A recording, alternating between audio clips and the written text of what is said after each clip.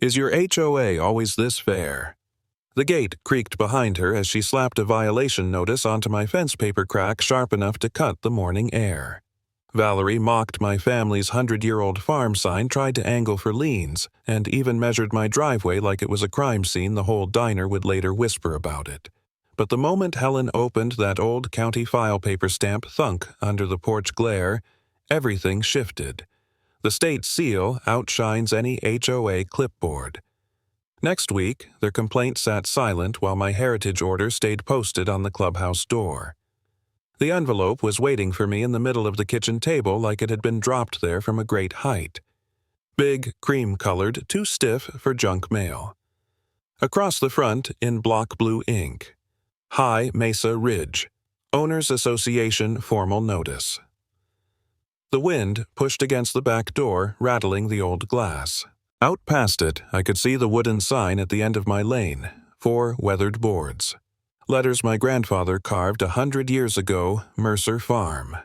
Estar 1923. It rocked a little in the morning gust like it was nodding at me. I picked up the envelope. The flap made a small sharp click when I broke the glue. That sound felt too loud in my kitchen. Inside was thick paper, heavier than it needed to be. The heading was centered black and serious. Notice of violation. Subject, ex-CEs. Civ. Historical appearance. I stared at that phrase. Excessive historical appearance, I said, just to hear how stupid it sounded out loud. Underneath, there were paragraphs, long ones. This notice is issued pursuant to Section 1207 of the High Mesa Ridge Community Covenants. Your property's visible structures and signage present a historical farm motif inconsistent with the contemporary design standards adopted by the association. I looked up at the sign again, framed in the glass. Old beams, crooked posts, the faint outline of my grandfather's chisel marks. This place is more than old beams, I said quietly. It's the last farm on this ridge. Nobody argued with me. The fridge hummed. The clock above the stove ticked. The wind kept working at the windows. I read on. They'd even made a bullet list for me. Remove or replace existing wooden entry sign. Conceal or remove vintage agricultural equipment visible from road. Repaint barn in approved palette, see attached. I flipped the page looking for the part where they realized they'd sent this to the wrong person. Instead, I found fines deadlines and one more cheerful threat at the bottom. Failure to respond may result in liens and legal remedies available to the association.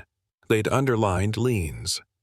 I was still chewing on that when the doorbell rang 3 quick chimes. The front door has frosted glass enough to turn people into ghosts until you're right up on them. This ghost was all sharp edges, straight shoulders, flat hair, something shiny pinned at the collar. I opened the door. "Good morning, Mr. Mercer," she said. "I'm Valerie Hayes, president of the High Mesa Ridge Owners Association." Of course she was. Up close, she looked like she'd never worn anything with dirt on it twice. Tablet in one hand, leather portfolio in the other, little HOA badge pinned to her blazer. I kept the screen door latched. "Clay," I said, "and I think you folks misdelivered a notice." She smiled like I'd told a harmless joke. "You're 412 High Mesa Road." "I'm Mercer Farm," I said. "But yes, that number. Then you got the right notice." Her eyes slid past me toward the back where a corner of the barn roof was visible. "Your driveway fronts our primary entrance. Under our covenants, that puts you inside our visual corridor. We have standards for that." "You mean the farm?" I said. "You've got standards for my farm. We have standards for the community," she corrected gently. People bought into High Mesa Ridge expecting a certain look. Clean, modern mountain aesthetic. Right now, your property reads more as... She searched for a word. "Roadside exhibit." I actually laughed. "This was here when that road was a pair of wagon ruts," I said. "Your modern aesthetic is about 12 years old. This place is closing in on 100. Her smile didn't budge, but something in her eyes cooled. "History is lovely, Mr. Mercer," she said. "We all appreciate charm, but we also have to think about property values. That sign, that barn the old equipment, they signal neglect to buyers. We can't ignore that. Neglect, I repeated. Those are working tools. That's a working barn. That sign is my family's name. We're not asking you to move, she said as if she were being generous, just to modernize. A new sign that matches our stone entry. A fresh coat of approved paint. Maybe move the old tractor out of the sight line. Small things. And if I don't... Her tablet made a soft tap as she woke the screen. Then the enforcement process continues, she said. Late fees, fines, potential liens, hearings. It's all in Section 1207. I'd hate for something so simple to become adversarial. She said adversarial like other people say contagious. I'm not in your HOA, I told her. Our parcel predates your plat by 60 years. We didn't sign any covenants. Our attorney believes the shared access gives us a strong argument, she replied. You use our entrance. You share our frontage. Your old farm kills our values, Mr. Mercer. That's the reality. There it was. The part she actually meant. I felt my hand tighten around the edge of the notice. This isn't a museum, she went on, gesturing vaguely toward the ridge. It's a neighborhood. I looked past her up the hill. New roofs, perfect driveways, identical mailboxes. All of them perched where my grandfather used to run cattle in the spring. Then I looked back at the Mercer Farm sign at the bottom of the lane. The wood was cracked in places, sure. The paint was faded, but it had outlived 3 generations of fads. You're right, I said. It's not a museum. It's a farm. Mine. And I'm not taking the sign down. For your sake, she said softly, I hope you rethink that. You have 15 days to respond. She gave me the kind of smile you give a child who's about to touch a hot stove, then turned and walked back toward a shiny SUV half blocking my gate. Her heels clicked neatly on the concrete, then crunched on the gravel. I watched until her taillights disappeared past the stone entry arch with its polished metal letters, High Mesa Ridge. Then I shut the door and went back to the table. The notice sat where I'd left it, edges curling just a little. I picked it up, and as I did, something slipped free, a thinner page stapled behind the first. It fluttered to the floor. I bent and picked it up. At the top, in small dense type, second notice. Enforcement pathway filed, 08:13 a.m. Reference, 812-07.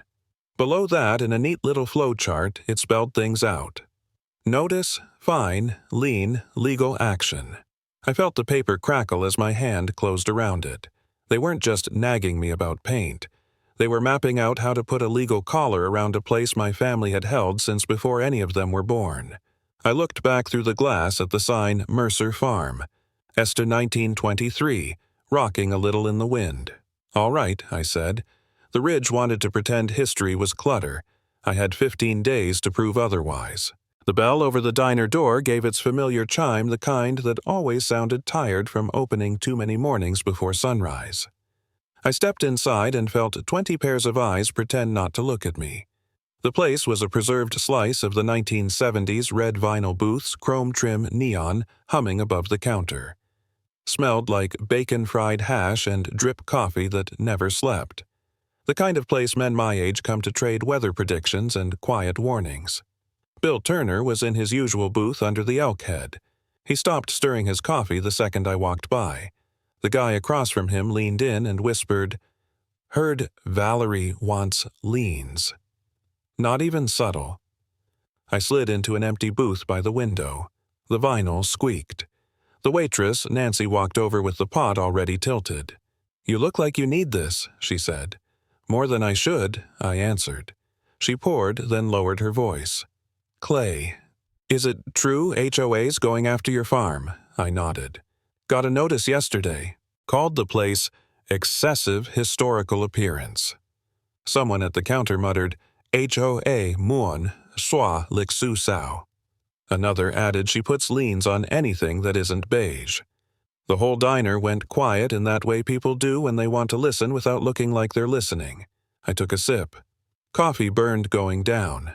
I'm not in the HOA. I said louder than I meant to. Never signed, never agreed. Farm's older than the subdivision. That doesn't stop Valerie, Bill said, twisting around. Cooper's got a lien last year over a shed roof. 6 inches too tall. 6 inches. He held up his fingers. Bank didn't care. A lien's a lien. I exhaled slowly and stared at the steam rising from my cup. My farm, the last one on the ridge, reduced to an aesthetic violation. Then the bell over the door chimed again. A woman stepped inside carrying a worn leather tote. Gray hair, neat cardigan glasses that had seen more documents than sunlight. Helen Ortiz. I hadn't seen her since she retired from the county. She scanned the diner, spotted me, and walked over. "Clay Mercer," she said. "You picked the good booth." "Helen," I said. "Didn't know you still haunted this place." "Some ghosts like pancakes," she replied, sliding into the seat across from me. Nancy came back already smiling. "Your usual." "You bet," Helen said, and put some truth in that coffee. When we were alone again, Helen tapped the folded envelope peeking from my jacket.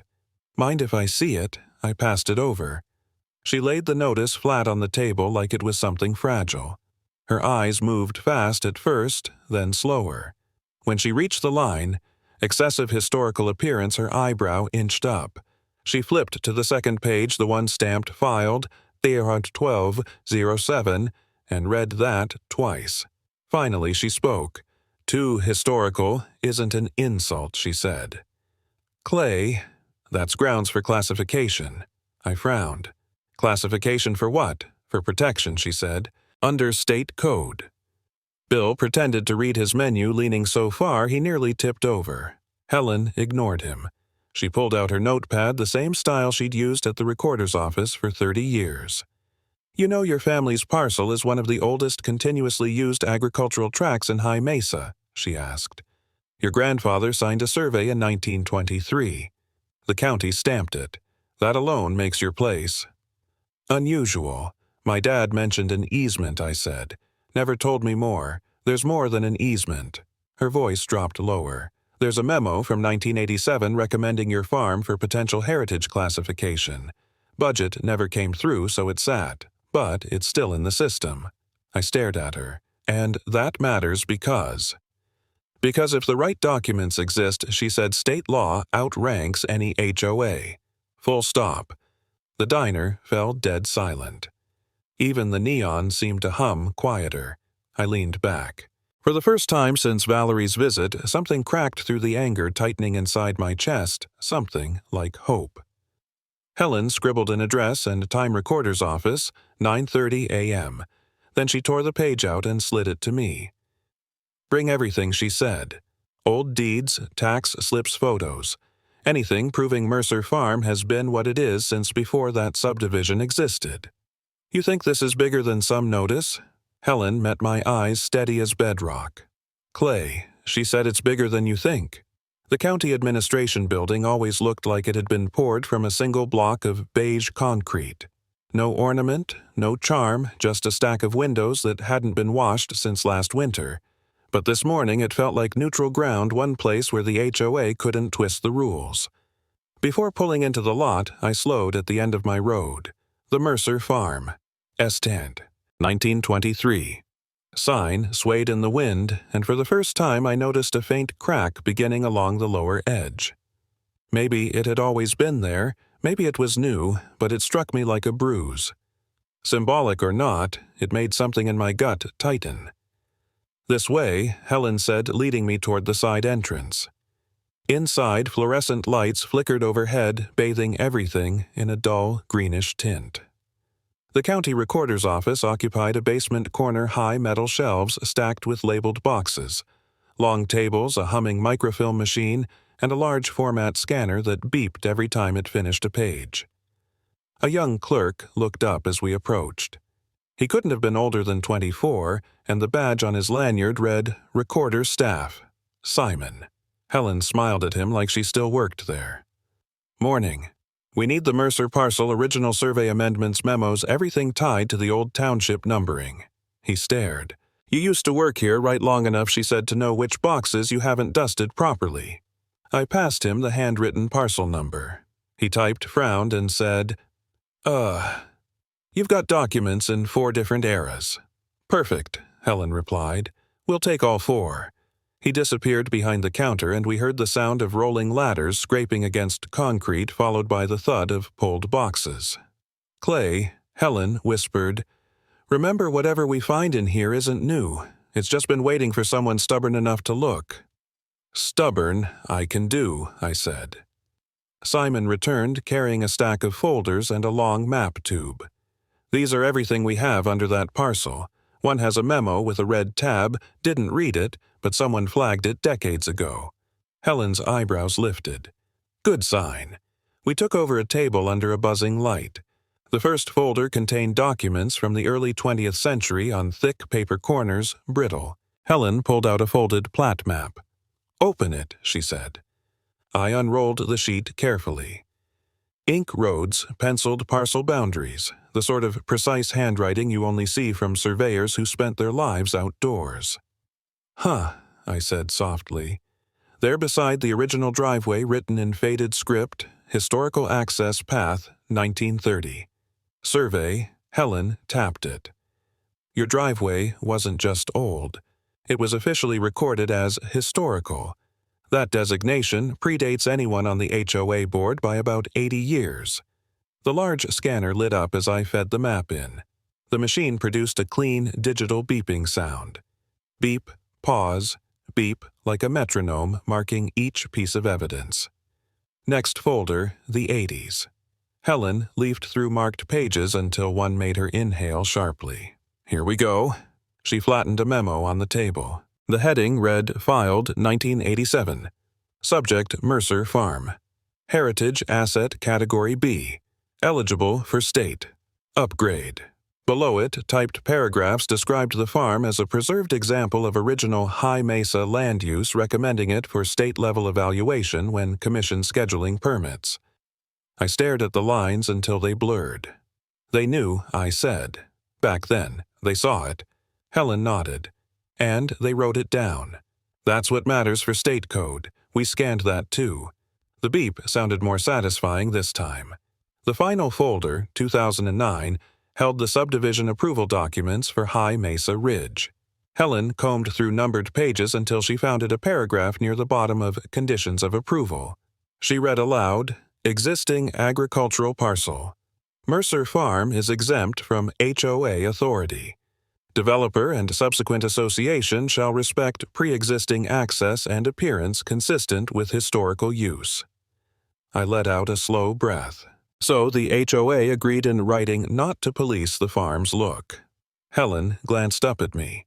They agreed because the county required it, and the county deferred to history. We scanned every page. The pile of evidence grew, each beep from the scanner stacking one more obligation the HOA had ignored. Finally, Helen clipped everything together. "Clay," she said, lowering her voice, "with this file the state won't just look. They'll have to.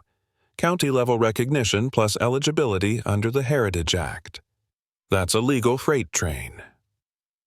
A feeling rose inside me. Not joy, not yet, but momentum. The kind that comes when you realize the ground under your feet is firmer than the one your opponent stands on. We stepped out into the parking lot. The automatic doors slid open with a mechanical hiss, and then I saw it. A sticker on my driver's door. Bright, white, fresh adhesive catching sunlight. HOA seal in the top corner. Visual corridor violation pending review. My jaw clenched. "They were here," I said. Helen followed my gaze. "Not they," she said quietly. "Her." An SUV engine revved under the row of spruce trees. A silver crossover pulled forward the same make and color Valerie drove on my gravel 2 days ago. She turned onto the exit lane without even glancing our way. Helen exhaled through her nose. "Clay. She's watching." I peeled the sticker off slowly, paper tearing in small, angry rips. Good, I thought. Let her watch. Helen's office sat above the hardware store on Main Street. One narrow staircase, 2 flickering bulbs, and a door that stuck halfway unless you lifted while pushing. When we stepped inside, the place looked like a battlefield. Already prepped maps, unfurled folders, stacked sticky notes blooming in red and blue. She flipped on the projector. It hummed to life, casting the 1930 Platte map across the wall in pale yellow light. The historical access path glowed like a thin, stubborn river running straight into my land. "Sit," Helen said. "We're past the county now." I took the chair by the window. From there, through the glass, I could see the ridge rising in the distance, and if I leaned just right, the top corner of the Mercer Farm, Esther's 1923 sign. The crack in the wood looked deeper in the afternoon sun, weakened, like someone had put weight on it. Helen pulled out her phone, dialed a number written on a torn envelope, and hit speaker. After 2 rings, a calm voice answered. "State Heritage Field Office Inspection Division." "How can we help?" I sat up straighter. The tone alone shifted the air in the room. This wasn't a neighbor or a clerk or even county staff. This was someone who spoke in complete sentences because he didn't need to rush. Officer Grant Helen asked. "Yes," he replied. "Who am I speaking with?" "This is Helen Ortiz, former county records custodian for High Mesa. I'm with Clay Mercer, landowner of Parcel 3B under the old township map. We have documents I need you to hear about." A brief pause, paper shuffling on his end. "All right," he said. What kind of documents? Helen laid them out like cards in a winning hand. 1923 survey, 1930 plat map labeled Historical Access Path, 1987 memo designating the parcel as Heritage Asset Category B, eligible for state upgrade, and a 2009 subdivision approval stating the HOA must honor pre-existing appearance consistent with historical use. The line stayed quiet for a beat. When Officer Grant spoke again, his tone was different. Directive. Focused. "If your documents are as old as she says," he said, "this could qualify for immediate preservation review." I turned to Helen, eyebrows raised. She didn't break eye contact with the phone. Grant continued, "To start a preliminary assessment, we'll need the originals or certified copies, photographs of structures, any continuous use affidavits. Bring everything to the Capitol Annex on Thursday at 10. And after the preliminary, I asked. If it's valid, he said the Commission issues a temporary protective status while we complete full review. During that period, no HOA developer or architectural committee can exercise jurisdiction over the designated parcel. I let those words settle. Slowly, carefully. No HOA jurisdiction, I repeated. That is correct. My pulse pushed hard against my throat. All the meeting's threats noticed as the pressure suddenly it shifted direction like someone turning a floodlight onto the people who'd held it. Helen leaned forward. "Officer Grant, will you need anything else? Email our office the scanned documents today," he said. "We'll confirm receipt. Then bring physical copies Thursday. This is time sensitive." "We will," she said. "Good, I'll expect you." The line clicked off. Neither of us spoke for several seconds. Only the projector hummed, lighting up the map with its thin historical path like a vein ready to carry power. Helen finally exhaled. "Clay, this is where the twist happens. You know that?" I nodded slowly. This time, I'm ready for it. She began assembling the packet. Each page she touched felt heavier. The 1923 survey, the 1930 map, the 1987 memo, the 2009 condition, the notarized affidavit she'd drafted for me to sign. As she worked, she handed me a pen. "Sign here," she said. "You're declaring continuous use of the property as agricultural and historic. It'll hold." I signed. The pen clicked shut with a small metallic snap, another sound joining the hum of the projector. A moment later, her computer chimed. She opened her email. A new message blinked at the top of the inbox. Subject preliminary hearing scheduled received, 03:17 p.m. from State Heritage Commission. I felt something shift in my spine, fear mixing with relief pressure blending with purpose. A hearing meant we weren't shouting into the wind anymore. Someone with authority had heard us. Helen turned the screen toward me. "There," she said. "Doors open." My eyes drifted back to the window. The sun dipped low enough to catch the 1923 sign just right. The weakened corner glowed amber, still cracked, still hurt, but standing. The battlefield had changed. And, for the first time, Valerie Hayes wasn't the one choosing the ground. The Capitol Annex always looked smaller than the main building, but inside it felt heavier, like the walls had been absorbing arguments for decades. The hallway smelled faintly of floor polish and old paperwork. Overhead, recessed lights hummed in a steady rhythm. I paused under the state seal mounted on the wall. Gold against dark wood, a symbol older than any HOA charter. I set my hand on the metal cool, unmoving, and let the moment steady me. "Ready?" Helen asked softly behind me. "Ready enough," I said. Room 204 sat halfway down the corridor, its frosted glass door vibrating slightly from the HVAC system. As we stepped inside, the sound of mic feedback hummed in the ceiling soft at first, then settling into a clean tone as the clerk adjusted dials. The room was plain oak table. Metal chairs framed photos of other state heritage sites lining the back wall mines, bridges, barns that had survived storms, fires, and men with blueprints. A vending machine blinked tiredly in the corner outside the door as if reminding everyone that even bureaucracy needed snacks. Officer Grant stood near the head of the table, sleeves rolled, once posture steady. "Clay, Helen," he said. Nodding, "Take your seats." We did. He opened a thin folder, the kind that looked too narrow to hold anything meaningful until you remembered the state didn't need bulk to carry weight. "Let me be clear," he said. "Today isn't the big vote, but it decides if your case survives long enough to get to one." The sentence landed like gravel on metal. Not a threat, just the truth.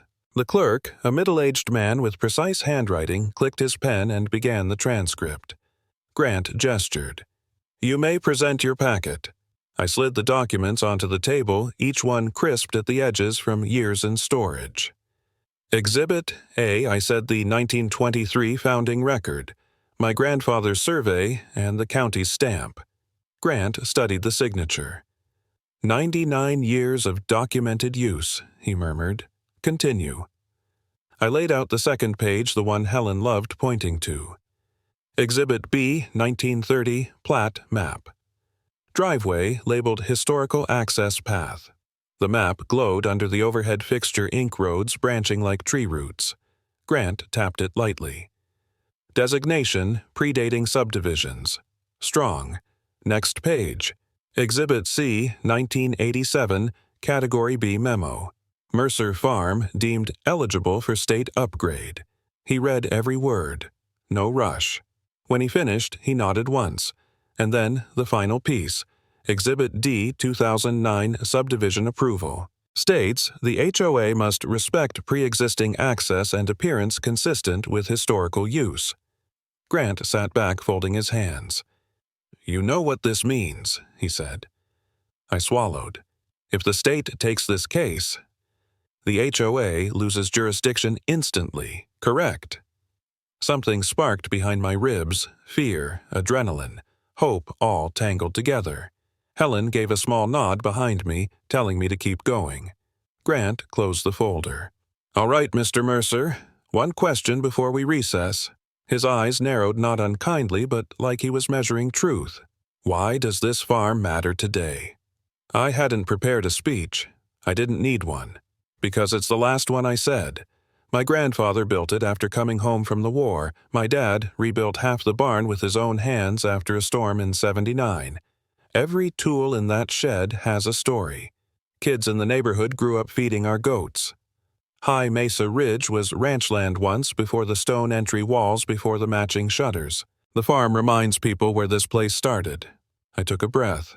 And once it's gone, you can't replace a century. The clerk kept writing. "Maybe faster." Grant looked at Helen, then at me, then at the documents again. "Thank you," he said. "You may step outside while we deliberate." Helen and I waited in the hallway. My pulse pressed hard against my collar. She didn't speak. She just stood beside me, hands folded, gaze fixed on the floor tiles like she'd memorized every grout line decades ago. 5 minutes passed, then 10. The door opened. The clerk stepped out holding a single-page order stamped in red. "Mr. Mercer," he said, "the commission has reached a preliminary finding." Grant appeared behind him. "Preliminary review passes," he said. "Your case moves to full hearing." A weight dropped out of my chest so suddenly I almost swayed. Helen exhaled like she'd been holding breath since 1987. We thanked them and stepped into the corridor. But before I took 3 steps, a figure blocked the exit. Valerie. She leaned against the wall. Arms folded, a slow, cold smile, pulling at one corner of her mouth. "Clay," she said quietly, "you think the state will save you?" She shook her head. "You really don't understand politics." Her heels clicked twice on the marble, then she walked away, leaving the echo hanging like a warning. And just like that, the battle I thought I'd elevated to safer ground suddenly felt taller, steeper, meaner. The envelope landed on my kitchen table with a heavy thud that didn't match its size. Thick, cream-colored, the kind of paper you use when you want to look important. Across the front, in bold black letters, HOA, formal complaint. Non-conforming property affecting public aesthetics. The ticking of the wall clock suddenly sounded louder. Tick, tick, tick. Helen sat across from me, glasses low on her nose, legal pad at the ready. The table between us was already covered county maps, state memos, copies of the Capitol Annex order. My old metal coffee pot hissed on the counter, adding a steady background noise that felt like steam building in a pipe. I slit the envelope open with a screwdriver from the tool bench because I couldn't find my letter opener. That felt appropriate. Helen held out her hand. "Let me." I passed the packet to her. She scanned the top page. First eyes moving the way they had in the records room, quick, precise. "Here we go," she said. "Filed with county zoning, not just the HOA board." "Clever. How bad is it?" I asked. She flipped to a highlighted paragraph and read aloud. "Complainant alleges subject property exhibits non-conforming, dilapidated, and historically discordant appearance, negatively impacting visual corridor and neighborhood cohesion." She stopped, snorted. "They're trying to generate conflict to scare the commission. By going back through zoning," I said. "Exactly." She tapped the paper. "If the county opens a nuisance or aesthetics case, they hope to muddy jurisdiction. Make the state think, too messy, we'll wait." The clock answered for her. Tick, tick. On the cover sheet, Valerie's name appeared under complainant with the HOA letterhead stamped at the top. Attached were photos of my barn in winter, the sign at dusk, a close-up of a rusted plow leaning against the fence. No context. Just angles designed to make heritage look like neglect. Helen leafed through the last page. "And here, this is the real play. They're asking the county to order temporary exterior modification pending outcome. If the county bites..." She looked up. "They get to say the farm is already being changed." I felt something in my chest drop a little. "So what, they pound me from the other side while the state is still just thinking about it. They're hoping jurisdiction gets messy," Helen said. Messy cases die quietly. My phone buzzed on the table screen, lighting up. "Officer Grant, State Heritage." I hit speaker and set it down between us. "Clay," he said. "Helen, I just received a courtesy copy of a complaint filed with your county zoning board." "That was fast," I muttered. "HOAs move quickly when they feel cornered," he said. "Listen carefully. You are not to miss a single state deadline. You are not to respond emotionally on any public record." "They're trying to undercut the hearing, aren't they?" I asked. "Yes," Grant said. "But there's an order to this. The state supersedes county and HOA if heritage criteria are met. Our preliminary decision stands. Until a full hearing says otherwise, your case is alive." Helen caught my eye and gave a small nod. "So, what do we do with this zoning complaint?" she asked. "File a narrow, factual response," Grant replied. "Reference the state's preliminary review, attach the heritage documents, and request that any local action be stayed pending state determination. There should be a Form 22HZ series for emergency protective holds. Form 22HZ. Helen said, "I remember it. Use it," he said. "Today, if possible. Midnight at the latest." "Understood," I said. Grant's tone softened just a fraction. They're betting you'll blink, Mr. Mercer. Don't. Let the record show you stayed the course. The line clicked off. For a moment, only the clock spoke. Tick, tick, tick. Helen pushed her chair back, grabbed her bag, and pulled out a blank stack of state forms. All right, she said. We're not panicking. We're answering. Form 22HZ, Request for Emergency Protection. Hold on, designated heritage asset. You fill in the history. I'll handle the citations. We worked in near silence. I described the farm in clipped sentences while she translated into code numbers and legal phrases. The coffee pot emptied. The room grew dimmer as the sun slipped behind the ridge. By the time we finished, my hand ached from signing my name. Helen slid the last page in front of me. At the bottom, she said, "This is the critical one." I read the title, Request for Emergency Protection Hold, Heritage Pending Parcel. My signature would trigger a stay telling every local office, every HOA committee, every zoning board do not touch this until the state finishes its job. My pen hovered for half a heartbeat. Doubts whispered at the edges. What if the state backed down? What if county politics got ugly? What if Valerie was right about how deep this went? Then I signed. Ink on paper. Just a few loops and lines. But as my name settled in black, it felt like I'd drawn a line across the whole ridge. That Helen said quietly closes the door on their quickest exit ramp. We faxed the forms from the old machine in the corner, one of the few relics I'd actually considered throwing out. Its gears whirred to life, dragging each sheet through with a mechanical whine.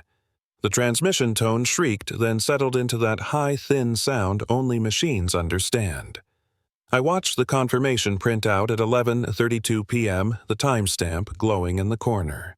The house was quiet. Helen had gone home. The coffee pot was empty. My tool bench sat against the wall where my father had left it, every wrench and socket in the same spot he'd taught me. My phone buzzed again. New email. From Valerie. Hayes at HOA.org. Time 11:47 p.m. Subject, You're not going to win. The preview line showed the first sentence. You won't win Clay. The neighborhood wants you gone. I opened it long enough to be sure it wasn't some official notice. It wasn't. Just lines of polite venom dressed up as concern for community standards and market stability. Not a single reference to the state. Just pressure. Just fear. I hit delete. Then I walked to the back door. Outside, under the security light, the Mercer Farm, ESTA 1923 sign, caught the glow. The crack along the bottom edge looked sharper in the stark white beam, like a cut that hadn't healed. We're still here, I said quietly to the wood, to the land, to myself. The clock inside ticked on. And for the first time all day, the sound of it made me feel like time was finally working for us, not against us. The hearing room looked smaller on the schedule than it did in real life. Hearing Room B. Capital Annex, just a line on an agenda. In person, it was rows of metal folding chairs, a raised wooden dais, and the gold star of the state mounted on the wall like a quiet witness. The air buzzed with low conversation perfume and the mechanical whir of cameras being set up. A reporter from the local station hoisted a tripod into position. When he flicked on his light, it washed the room in harsh white. Another camera near the back gave a soft click as the operator checked focus on the microphones lined across the front table. Grant leaned toward me, his tie, slightly loosened voice low. Once the record is read into the minutes, Clay, he said, it becomes a state matter. HOA can't touch it. I nodded, trying to keep my hands steady. Valerie sat 2 rows away in a tailored navy suit HOA binder on her lap. Her expression didn't move, but the knuckles gripping her pen were white. Helen took the seat directly behind mine. I could feel her presence more than see her, like a hand braced between my shoulders. "Just tell the truth," she whispered. "Papers on your side." The commission chair entered, followed by 2 other members and the clerk. We all rose as they took their places. When the chair tapped the mic, it gave a brief high squeal before settling into a clear, humming silence. "This hearing," he said, voice echoing against the walls, "concerns the potential designation of the Mercer Farm parcel as a state heritage candidate site and related jurisdictional questions involving the High Mesa Ridge Homeowners Association." My heart knocked once hard. The clerk called the case. We sat again. "The commission will hear from both parties," the chair continued. "We remind all present this is a state process bound by statute and record, not neighborhood preference." He looked first toward Valerie. "Ms. Hayes, as representative of the High Mesa Ridge HOA, you may begin." She rose, smoothing her skirt, and stepped to the small podium. "Thank you, Mr. Chair," she said, voice smooth as polished stone. "Our position is straightforward. While we respect the history of this region, Mr. Mercer's property presents a non-conforming, deteriorating appearance that disrupts the uniformity our residents invested in. The old structure's rusted farm implements and outdated signage harm the visual character we've worked hard to establish. The neighborhood wants modern aesthetics. They want cohesion." Her words slid through the room, carefully chosen, almost reasonable if you'd never seen the farm. She continued, "We're not asking to erase history. We're asking that it be managed in a way that respects current homeowners' expectations. Right now, his property ruins uniformity." She sat down, shoulders high. The chair turned to me. "Mr. Mercer." My legs felt heavier than usual as I stood and walked to the podium. The microphone loomed a little too close. I adjusted it down and unfolded my notes, hand steady enough to surprise me. "My name is Clay Mercer," I said. "I own Mercer Farm on High Mesa Road. My family's held that land for 100 years. I laid out the first document. In 1923, my grandfather signed this survey. The county stamped it. That's Exhibit A, founding record. This isn't a hobby lot or a decorative parcel. It's the original use of that ridge." Next page. In 1930, a county plat map labeled our driveway Historical Access Path. Exhibit B. They didn't just draw it, they named it. That designation predates any stone entry wall by decades. I could hear the reporter's keys tapping behind me, steady, almost rhythmic. I went on. In 1987, county staff filed a memo calling Mercer Farm a Heritage Asset Category B eligible for state upgrade. Exhibit C. The heritage question you're looking at today. Your own system raised it first 35 years ago, then the last page. In 2009, when High Mesa Ridge subdivision was approved, the file required the HOA to respect pre-existing access and appearance consistent with historical use. Exhibit D. I glanced toward Valerie. Since then, the association has sent notices calling my farm excessive historical appearance and filed a zoning complaint pushing for temporary exterior modification in direct conflict with that 2009 condition. The chair lifted a hand. "Keep your comments factual, Mr. Mercer." "Yes, sir," I said. "Fact is, the farm has stood through 3 generations. My grandfather came home from the war and broke that ground. My father rebuilt the barn after the '79 windstorm. We've hosted school kids, 4-H groups, neighbors' children who'd never seen where milk came from until they were standing in my barn. High Mesa Ridge was pasture before it was patios. My property doesn't ruin uniformity. It reminds people what the uniformity was built on." I drew a breath. "And once it's gone, you can't ever rebuild 100 years. The room stayed quiet. No murmurs, just the soft scratching of the clerk's pen and the reporter's laptop keys. I finished simply. "I'm not asking you to punish anyone. I'm asking you to put in your record what your own documents already say. Mercer Farm is historic and that history deserves protection." I stepped back. The chair conferred briefly with the other commissioners. Grant's gaze stayed forward, unreadable. Helen's hand tightened on the back of my chair. After a minute, the chair adjusted his microphone. The tiny click before he spoke cut through the room like a starting gun. "This commission," he said, "has reviewed the evidence, the 1923 founding record, the 1930 Heritage Path Map, the 1987 Category B memo, and the 2009 subdivision condition." He paused, eyes moving between me and Valerie. "We recognize Mercer Farm as a qualifying state heritage candidate site. Effective immediately, the parcel is placed under pending state protection. A murmur rolled through the rows of chairs. Grant rose from his seat, walked to the table, and opened a small padded case. Inside lay a narrow bronze plaque no bigger than a dinner plate. He lifted it with both hands and set it on the table before the commission angled so I could read the engraving. Heritage Site, pending state protection, Prop Number 3. A small, solid piece of metal that said more than any speech I could have given. For a second, all I could think was, finally someone fought back. And this time it wasn't just me. It was the record, the law, the system that was supposed to stop people like Valerie from rewriting history for convenience. Behind the microphones, one of them squealed softly as the chair leaned in again, then went still. The moment shattered when Valerie shot to her feet. "This is outrageous," she snapped. "He's just a stubborn farmer. You're going to let one man's nostalgia override an entire neighborhood's investment."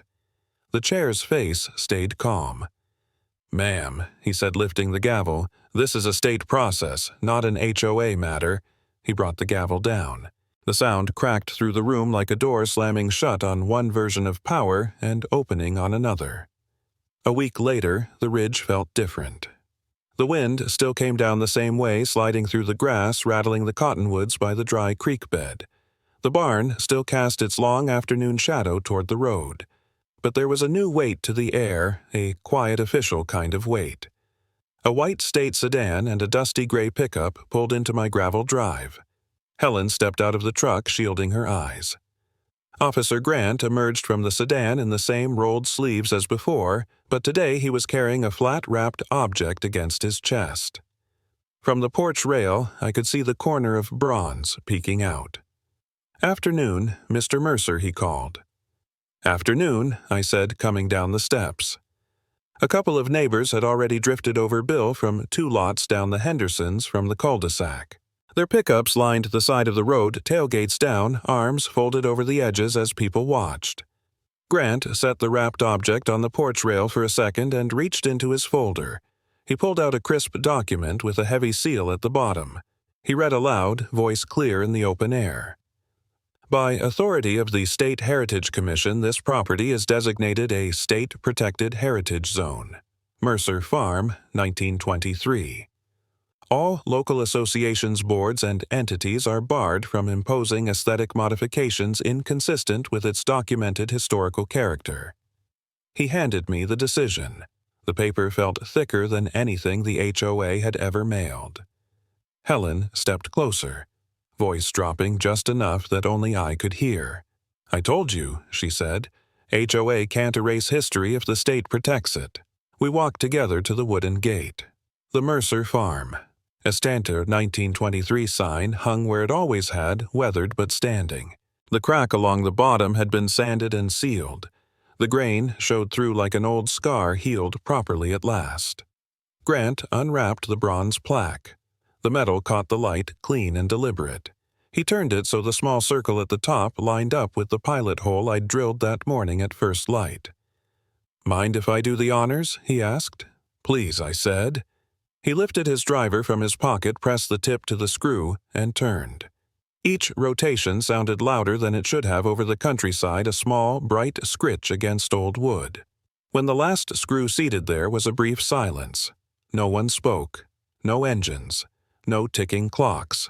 Just the faint rattle of the gate in the breeze and the low hum of the highway a mile away. The plaque sat flush beside the old sign, bronze against gray-stained pine. State-Protected Heritage Zone. Mercer Farm, 1923. For the first time, the word historical wasn't an insult printed on HOA letterhead. It was a fact engraved in metal backed by a commission that actually meant something. A pickup crawled past on High Mesa Road slower than traffic usually moved. Valerie's SUV. She eased off the gas as she neared the gate, eyes flicking from the old wooden sign to the new plaque. Her jaw tightened. Her fingers tightened more. That carefully composed HOA smile never made it to the surface. Grant stepped calmly to the fence line, hands in his pockets. She lowered her window halfway. "Is this really necessary?" she called. "You're going to set a precedent you can't walk back from."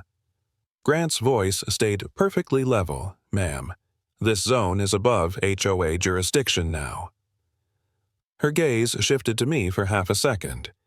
Anger, disbelief, something like calculation, and then the window slid up. The SUV rolled on, swallowed by the curve in the road and the stand of cottonwoods. Behind me, someone let out a low whistle. Bill shook his head. "Well, I'll be," he said. "Never thought I'd see the day a farm beat an HOA." "Not just beat it," Helen said. "Redefined the whole fight." Phones came out almost in unison. Neighbors took photos of the plaque, the sign, the ridge behind it. I heard someone mutter, "This is going straight on the town Facebook page." Another voice said almost to himself. Finally, someone fought back. I didn't correct him. If the story gave some man in another subdivision the nerve to say no when a board overstepped, that was fine by me. Grant handed me a second framed copy of the order. For inside he said, "In case of weather." "Appreciate it," I replied. We stood there a minute longer, all of us letting the sight sink in old wood and new metal side by side, past and present officially linked. After people drifted back to their trucks after the state sedan disappeared over the hill, I stayed by the gate. The late light slanted low, turning the bronze plaque a deep, warm gold. I laid my hand on the original sign fingers tracing the carved numbers 1923. Then I slid my hand to the new plaque, feeling the sharp machine-clean edges of the letters. "They said my farm was too historical," I murmured. Helen came up beside me, eyebrows raised. What was that? I looked down the road where the subdivision entrance sat with its stone walls and matching lights. Then, back at the plaque that now outranked all of it. "They said my farm was too historical," I repeated a little louder. "So I made sure the state would protect it. Forever." Helen smiled, small, satisfied. "Not a bad way to win," she said. "It's the only way that sticks," I answered. The wind shifted, carrying the faint sound of kids laughing somewhere up the ridge, the clank of a basketball against a driveway, whoop, the muted rumble of another pickup heading home. I stepped back through the gate, letting it swing closed behind me, the latch clicking into place. The sign that had once been a target was now a marker. Not just of where my land began, but of where someone finally drew a line and refused to be pushed past it.